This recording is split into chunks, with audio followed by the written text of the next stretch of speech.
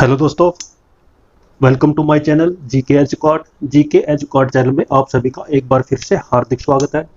दोस्तों, ये मेरी इंग्लिश ग्रामर की सीरीज चल रही है जिसको मैं लूसेंट इंग्लिश ग्रामर से कवर कर रहा हूँ, जो कि कंपटीशन एग्जाम के लिए बहुत ही अच्छी बुक है। इसमें अभी तक हम 7 चैप्टर कवर कर चुके हैं। अभी हमारा 8वां चैप्टर चल रहा है जिसका नाम है एडजेक्टिव्स, यानी कि विशेषण। विशेषण के ऊपर अभी तक हम 2 वीडियो बना चुके हैं। ये हमारी 3rd वीडियो होगी जिसमें हम एडजेक्टिव्स वर्ड्स जो होते हैं उनका करेक्ट यूज करना सीखेंगे। तो चलिए दोस्तों, शुरू करते हैं आज का वीडियो।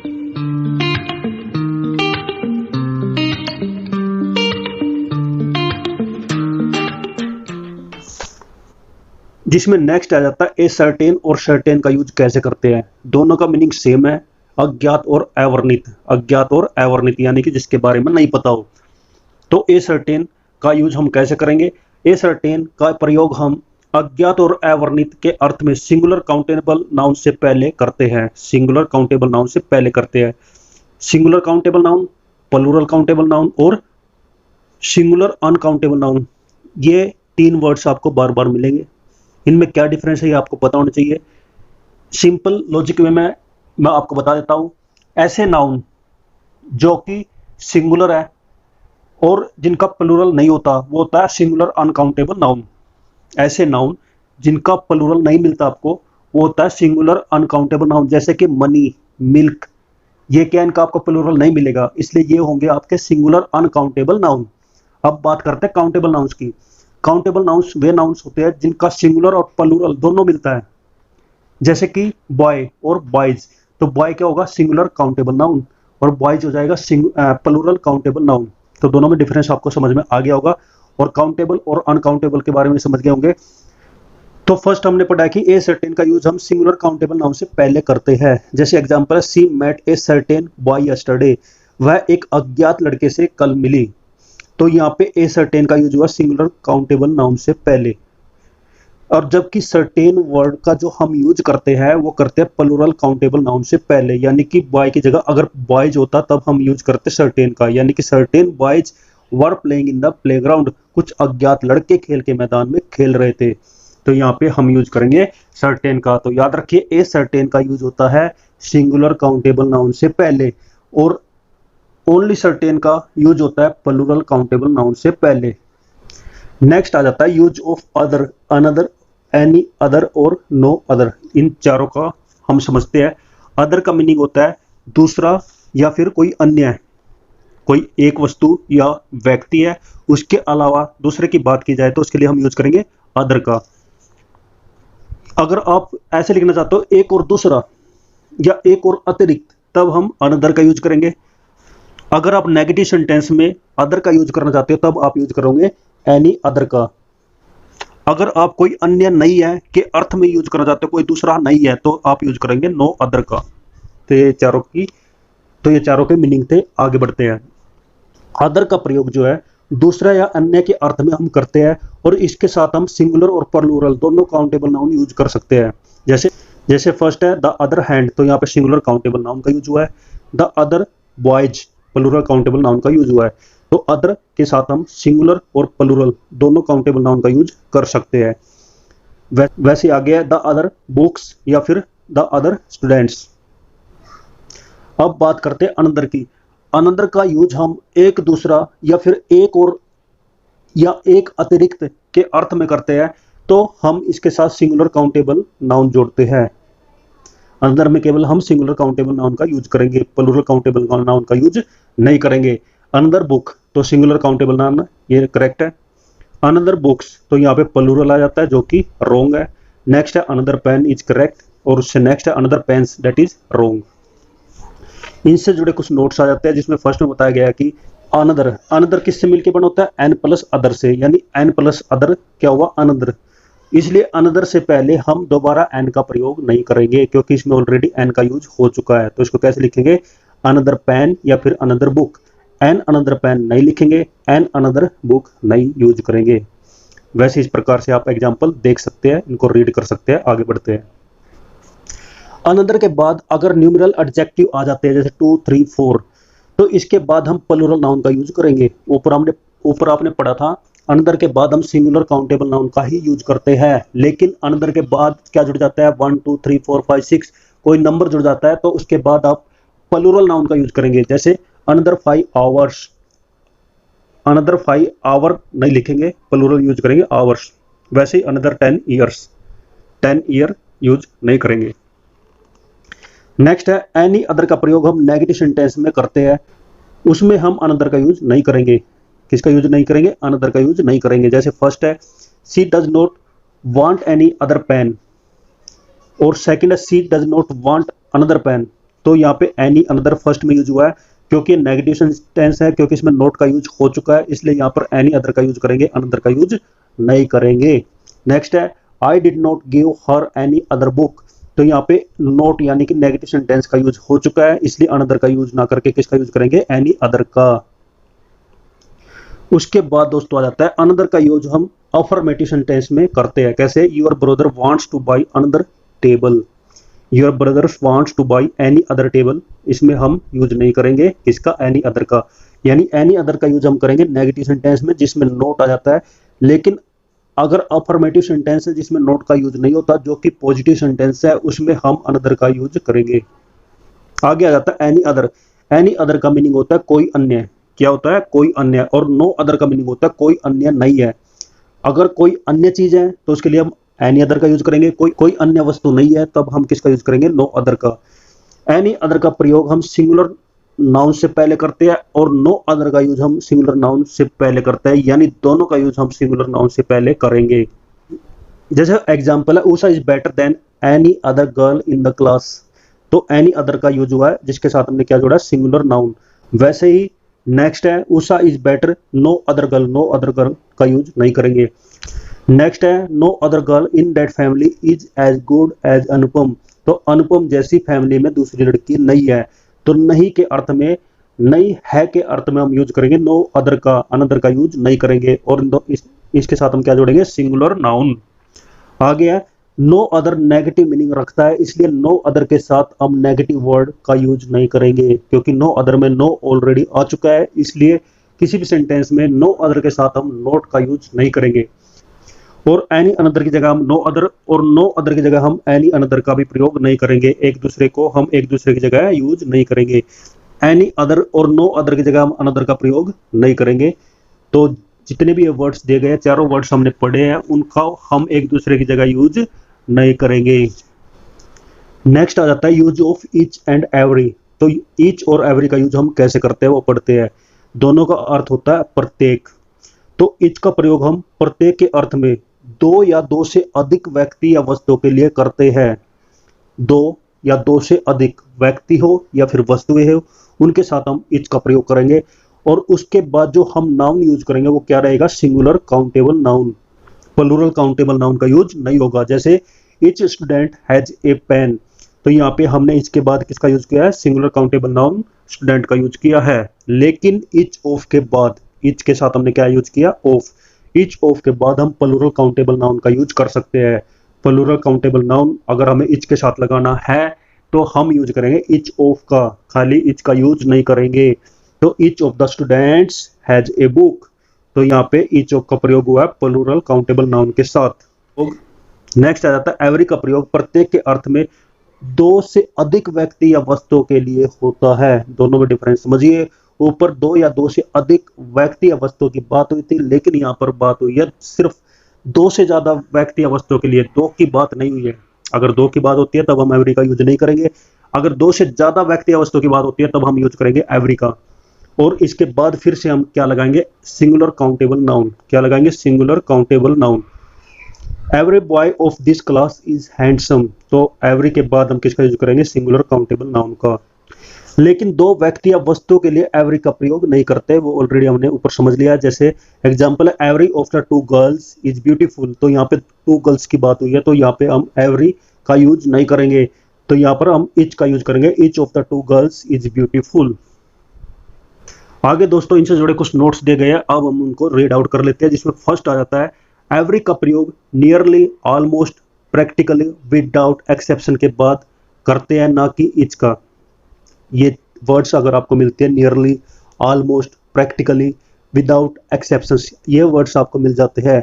तो इनके साथ आप एवरी का प्रयोग करेंगे, इच का प्रयोग नहीं करेंगे। जैसे Manisha has read almost every book she had, तो यहाँ पे हमने ऑलमोस्ट के साथ किसका यूज किया, एवरी का, इच का प्रयोग नहीं होगा। उसके बाद एवरी के बाद हम न्यूमेरल एडजेक्टिव का यूज करते हैं, तो इसके बाद हम प्लूरल नाउन का यूज करेंगे। याद रखिए, ऊपर हमने पढ़ा था एवरी के बाद सिर्फ हम किसका यूज करते हैं, सिंगुलर काउंटेबल नाउन का। अगर एवरी के बाद कोई नंबर आपको जुड़ा मिलता है तब आप प्लूरल काउंटेबल नाउन का यूज कर सकते हैं। कैसे, एवरी 10 गर्ल्स, तो यहाँ पे 10 गर्ल्स के साथ हम एवरी का यूज कर सकते हैं और प्लूरल नाउन का यूज करेंगे, ना कि सिंगुलर नाउन का। नेक्स्ट है एवरी 3 बॉयज, तो यहाँ पे नंबर जुड़ चुका है, तो उसके बाद हम क्या यूज करेंगे, प्लूरल नाउन का, ना कि सिंगुलर नाउन का। नेक्स्ट आता दोस्तों, एवरी और इच का प्रयोग हम सिंगुलर अनकाउंटेबल नाउन से पहले कभी नहीं करते। ऊपर हमने इच और एवरी का यूज सिर्फ सिंगुलर काउंटेबल नाउन और प्लूरल काउंटेबल नाउन के साथ सीखा है, लेकिन सिंगुलर अनकाउंटेबल नाउन अगर आ जाता है उसके साथ हम एवरी और इच का प्रयोग नहीं करेंगे। जैसे इच राइस, राइस क्या है, अनकाउंटेबल नाउन है, इसके साथ हम इच का यूज नहीं करेंगे, ना गोल्ड के साथ करेंगे, ना मिल्क के साथ करेंगे, ना कॉफी के साथ करेंगे। क्यों नहीं करेंगे, क्योंकि ये सब क्या है, अनकाउंटेबल नाउन है। नेक्स्ट आ जाता है इच और एवरी का प्रयोग हम प्लूरल काउंटेबल नाउन से पहले नहीं करते, जैसे एवरी पेन्स या एवरी बुक्स।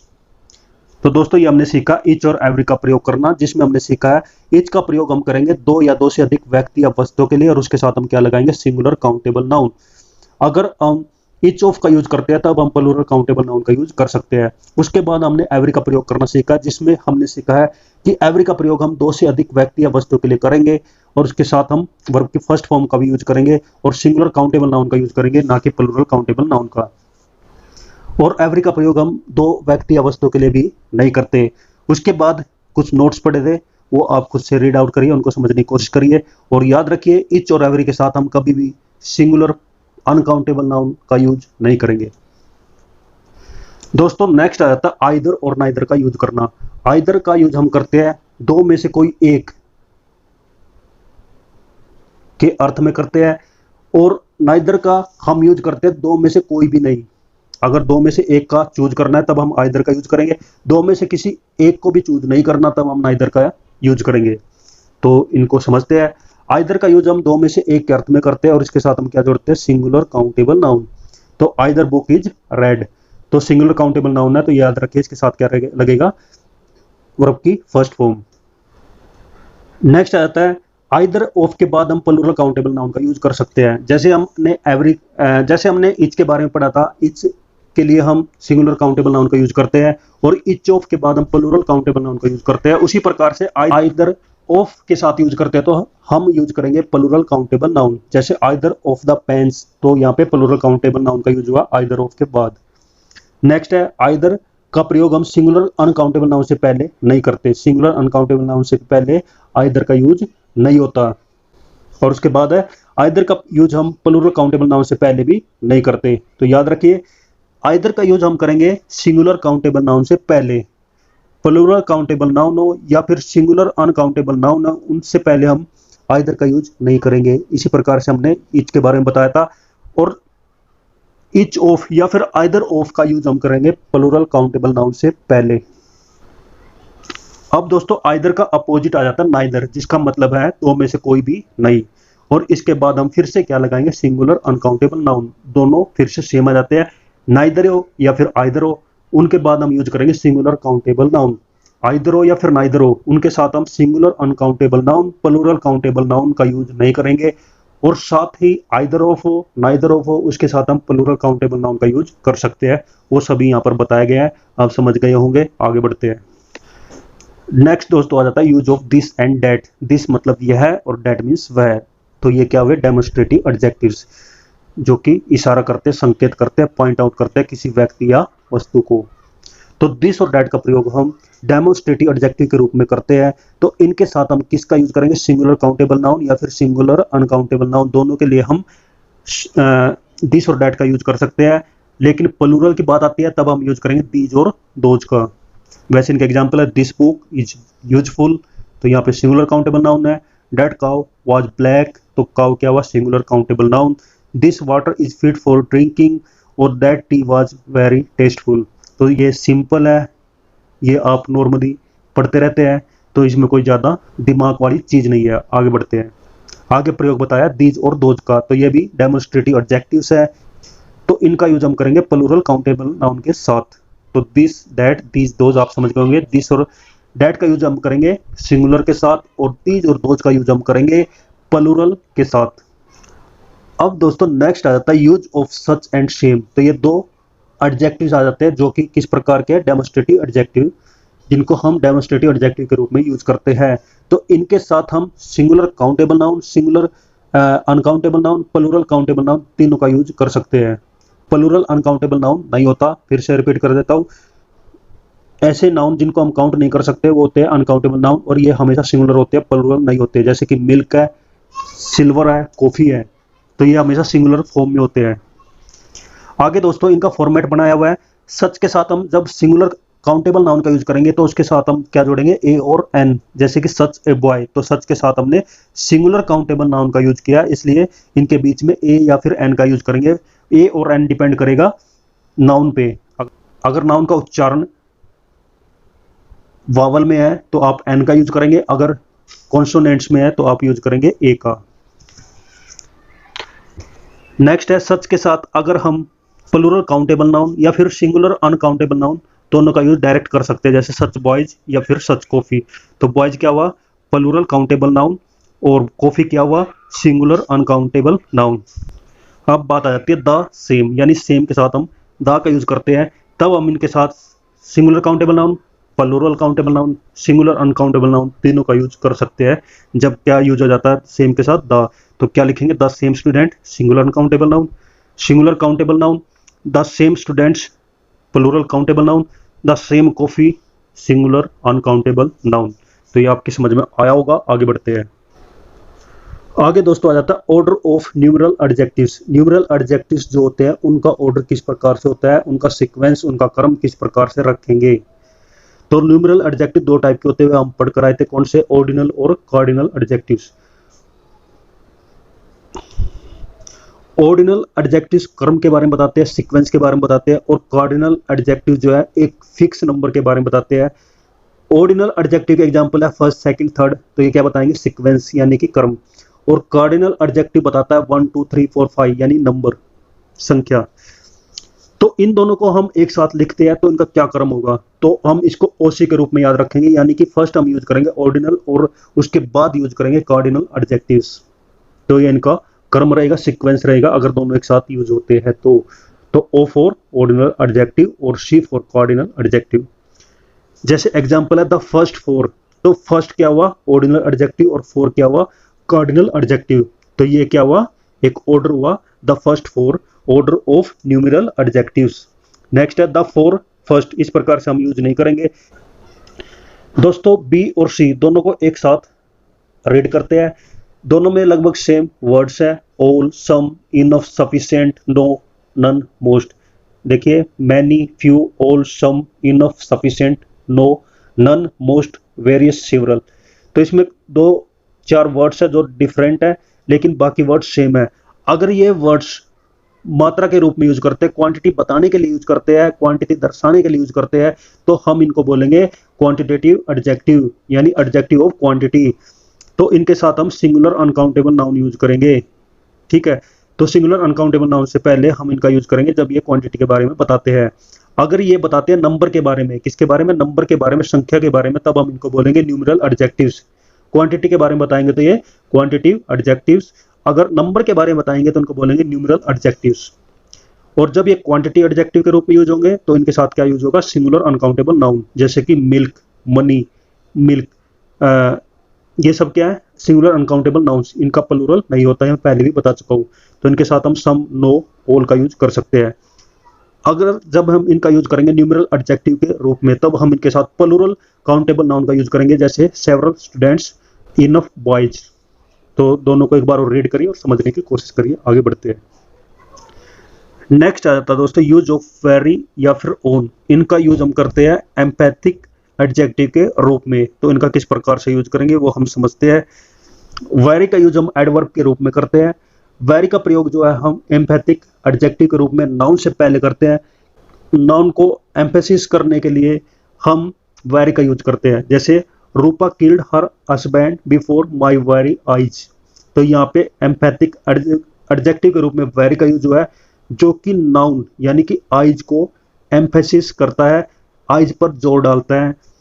नेक्स्ट है she goes there this very day, तो यहाँ पे डे के ऊपर जोर डाला गया वेरी का यूज करके, जो किसके रूप में यूज हुआ है, एम्पैथिक एडजेक्टिव के रूप में। और नेक्स्ट है ओन का यूज हम करेंगे पॉजेसिव एडजेक्टिव के बाद और नाउन से पहले, तो तब ओन का यूज होगा एज ए एम्पैथिक एडजेक्टिव के रूप में।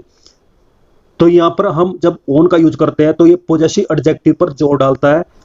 जैसे I gave him my own book, तो यहाँ पे ओन का जो जोर डाला गया माई के ऊपर डाला गया, जो कि क्या है, पॉजेसिव एडजेक्टिव है। वैसे नेक्स्ट है his own brother was an idiot, तो ओन का यहाँ पे किस पे जोर हुआ, हिज पर, जो कि पॉजेसिव एडजेक्टिव है। तो दोनों में क्या डिफरेंस है, वेरी का जो जोर रहेगा वो किस पे रहेगा, नाउन के ऊपर, और ओन का जो जोर रहेगा वो पॉजेसिव एडजेक्टिव के ऊपर रहेगा, नाउन के ऊपर नहीं होगा। दोनों में यही डिफरेंस है। तो दोस्तों ये थी आज की वीडियो, जिसको यहीं पर ही खत्म करते हैं। आपको ये वीडियो कैसी लगी, अगर अच्छी लगे तो वीडियो को लाइक करें, शेयर करें और कमेंट करके जरूर बताएं। तो मिलते हैं नेक्स्ट वीडियो में, जिसमें हम डिग्री ऑफ कंपैरिजन के बारे में पढ़ेंगे। Positive degree, comparative degree, superlative degree, इनके डिफरेंस के बारे में पढ़ेंगे और इनके रूल्स को याद करने की कोशिश करेंगे। तो मिलते हैं नेक्स्ट वीडियो में। तो हंसते रहिए, मुस्कुराते रहिए, जोर लगा के पढ़ाई करिए। बेस्ट ऑफ लक सभी को। Thank you. जय हिंद, जय भारत, वंदे मातरम।